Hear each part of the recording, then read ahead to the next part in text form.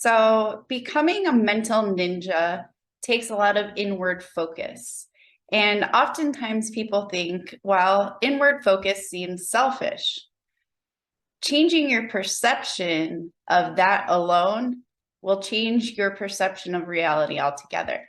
So when you focus inward, your outward performance becomes that of conscious choice.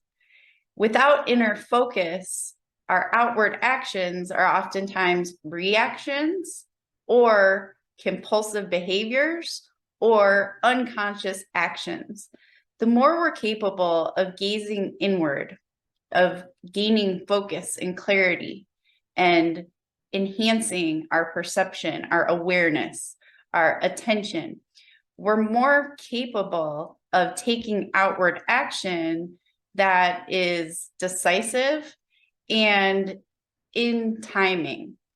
So we're not flapping our wings and not flying. We're flapping our wings with style and learning how to fly, right? I mean, it's kind of a silly analogy. But anyways, so the most important thing in beginning is mindset, of course, because understanding that in life and in everything within life, there's peaks and valleys, right? And knowing this, we have a little bit of space already created where we're the observer and we understand that there will be peaks and valleys along the journey of mental training as well.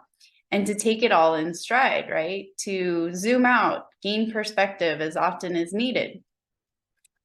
Inner focus takes discipline. So when you're mental training, I think a lot of people tend to steer away from mental training because it can be really hard. There's nobody to point the finger at but yourself when you're doing mental training because it's all happening within your own mind. And that can kind of be a deterrent for people that don't have the courage and bravery to face themselves and hold themselves accountable for everything. That's really a lot of what mental training entails. So as we go through the path of making the unconscious conscious, there are preliminary steps that we take in preparation. So preparing the mind and body and spirit for this type of journey is important. It's necessary. The preparing the environment comes naturally once we prepare the mind. So when we prepare and purify our own mind, naturally things in our outside world, our environment, change, because as we change our mind about things, we take different actions that end up impacting our environment. Without the proper mindset, you won't have longevity in your endeavor. When it comes to having accuracy and timing, we have to be patient and be able to be the observer and to observe, take time for reflection. And when we gain the ability to focus all of our energy and attention on something, our mental force becomes more like a laser rather than scattered, right? So if we have a lot of things on our mind all the time, our mind is kind of like busy and it's not single pointed focus of attention. So it's scattered. Your mental energy is being used in a scattered way. When you're capable of training your mind to focus for long periods of time, think about how all of that mental energy that's normally floating around wasted coming into focus and the amount of force that your mind is capable of. So that's what we end up getting to. The first limbs of yoga, or the first steps, I think, in most training is the preparatory phase. So preparing your food consciously, what you eat, taking care of your physical body, establishing a sense of love and devotion for what you are doing is important, building your knowledge, and then taking that and learning how to integrate it into every moment of your life, right? We can learn a whole bunch of stuff and we can develop the devotion and the love for our new endeavor, but without integrating it into our everyday life and our minute to minute living, it doesn't affect us. It doesn't get applied to be able to do everything that it's capable of doing. So integration is very important. Keeping it in your mind. Okay, well, I'm learning this concept, but I can also apply it to here and here and here and here, right? Being able to find different uses for tools that you're learning through mental training and applying it in different places. It's the best use of the new knowledge that you are acquiring. Another aspect is mental renunciation, which can be a huge step for people, which means mental detachment. It's something I've talked about a lot already in many videos, but like it's step one in spiritual healing and training. I am in this world, but not of this world. I carry my own energy. I can be in a group of people and everybody is, pushing one way, but I'm capable of holding my own, right? We are not influenced by the outside world. We are conscious beings. And realization and a blissful state of being comes naturally when we're able to take all of that, the excitement, the knowledge, the devotion, just all of it, integration. The whole path becomes blissful in mental training. It's like, oh, I'm doing this for all of these reasons. And it is like the ignition for a huge transformation of everything else, all starting with the mind, because that's where we process everything. So the purification process depends upon, which specific training regimen or whatever, if you choose one. But generally speaking, truthfulness, non-stealing, the correct right use of energy, not being greedy, all of these things are part of mental training, because when we're aligning our thought, word, and action, when we are becoming a total mental ninja, there's no space for negativity or being greedy or dishonesty. There's just no space for that, because a mental ninja is mentally calm, and those types of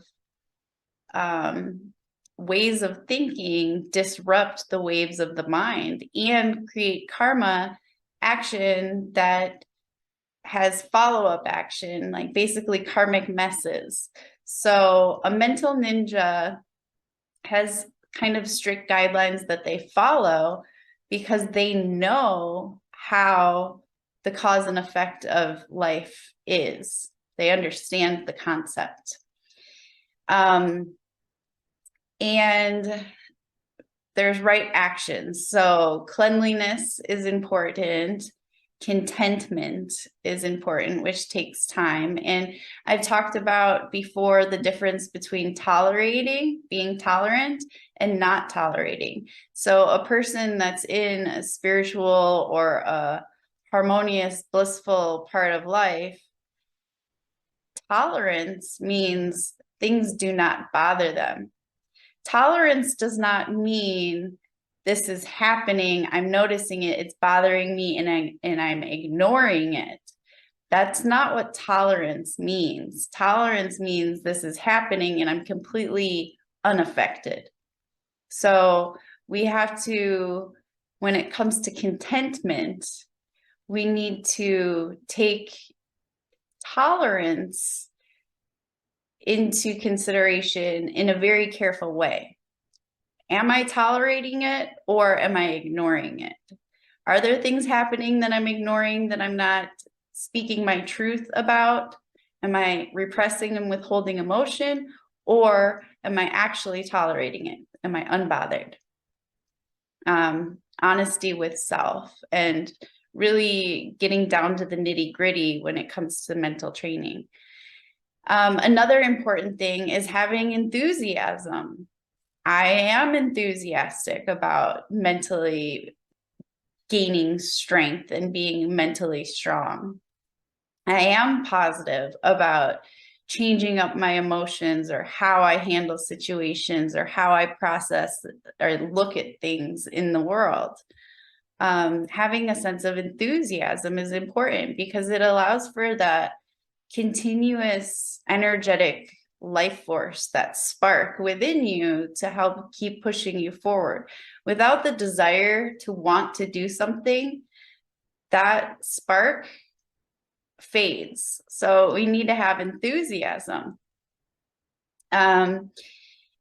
Studying is important to make time for. I mean, life experience is great. Studying is important. There are a lot of people that have lived now and before us that have experienced similar things in life and have made similar discoveries upon self-reflection. So when we seek that type of material from others, it helps broaden our perspective, and it helps remind us that, yeah, we might be alone, but there are other people that have experienced something similar, or groups of people. Basically, studying helps expand your understanding and to help you realize that you're not the first person to discover a lot of this stuff. And we don't have to always reinvent the wheel. There are things that can help give you even more clarity if you are willing to spend the time studying it. A lot of people have spent years doing extensive study on the mind, mental training, emotional health, wellness, all this stuff. And they publish things because they know it's useful for other people. So use it. And one of the most important things is being able to surrender.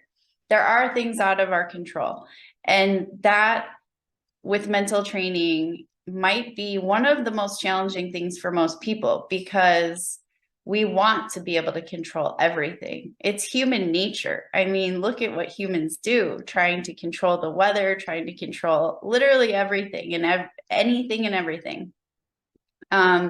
Because there's a fear if we don't have control that things are out of control. But when you look around at the world, you can see it's seemingly out of control, but somehow remains in control, and we wake up to it every single day. So building trust that there is a higher orchestration of things. I mean, this is a huge world with a lot of people and a lot of moving parts. So remembering, yes, I'm the center of my universe, but it is a really big universe and there's a lot of people in it.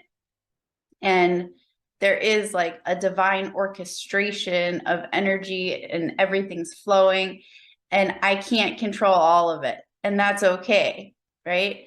It takes pressure off, and it also brings you back down to earth, thinking, you know, like, okay, I am one person, one being out of 8 billion. And things seem to work in mysterious ways, and just building that faith, building that trust. You don't have to label it, you don't have to name it anything, but there seems to be some sort of higher judgment happening, keeping everything going. Anyway, okay, so that's basically the beginning and purification of the mind, preparatory work, getting the awareness there where you're policing your thoughts, not allowing negativity, replacing any negative or limiting thoughts with new, positive, open expansion type of thinking. Starting to become more in touch with how you feel and how your thoughts and feelings are connected, and how you can start to notice the changes. Like if you start changing your thinking, am I feeling differently after a week of doing this or 2 weeks of doing this or whatever? If you journal, it's a good idea, because then you can look back and reflect and see the changes happening over time.